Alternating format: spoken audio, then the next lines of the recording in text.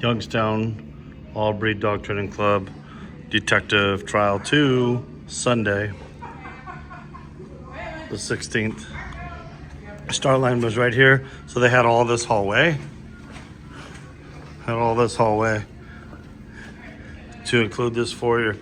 During the day, the sun was just beating in here, so it became really, really warm in here. This hide was protected from the sun, but just the warmth, or the first hide was protected by the sun, but the warmth was crazy. And it is, I don't remember the odor. I'll post a picture with the list, but it is in a shrink wrap tube with a magnetic holding it up the shrink wrap tube behind the door, right about 2 inches lower than the handle height and about 6 inches in. This odor initially carried really along this wall. Several people got caught with lofting odor. Dogs got hung up. If they got past this corner, they did great. Eventually, as the day went on, it did drift all the way down to that wall. It even drifted outside, which this was the outside portion out here, and there was blank outside. The search continued on down to where those soccer dots are at, and those soccer dots are at. Then I had first hide inside would be, it was in a cardboard straw right here, and that was birch. I do know that was birch. That hide that hide drifted very much, and I'll show where the next two hides are at, and then I'll talk about what happened there. So the next hide was clove, and it's under the lip of that desk right in there, and that was in a cardboard straw. I believe it was in a cardboard straw. I know it was clove. I cannot remember the vessel. But it held pretty tight right there. And then the next one, I don't remember the odor, but I do remember it was in a tin, a slider tin, and it was inside this little cage behind the music stand holder.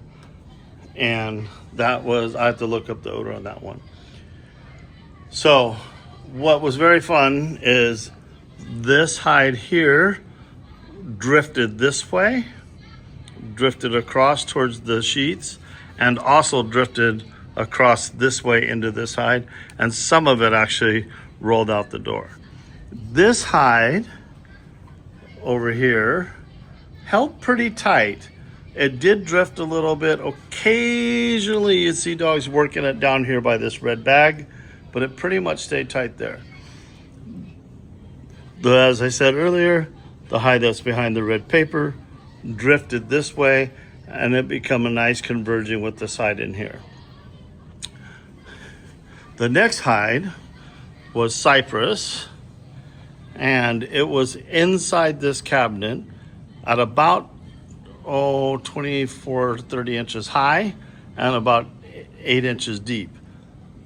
It actually at times lofted, and it was carrying out across the way over this way. And it definitely channeled along these bookshelves. It would roll out the cabinet, roll along this, go by behind the gong, and follow the contour of the cabinet. It also did fill up the space pretty well right in here, and this corner became the big convergent point for the three hides: the hide in the red, behind the red paper, the hide in the cage, and this hide. There was a total of 5 hides. I gave 8.5 minutes.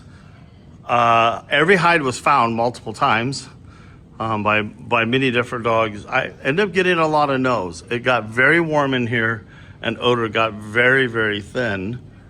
We did have a couple cues. I don't remember the exact number, but there was a few cues. But it was definitely a big challenge. I say the biggest challenge for this was how the odor got very thin, and then the converging.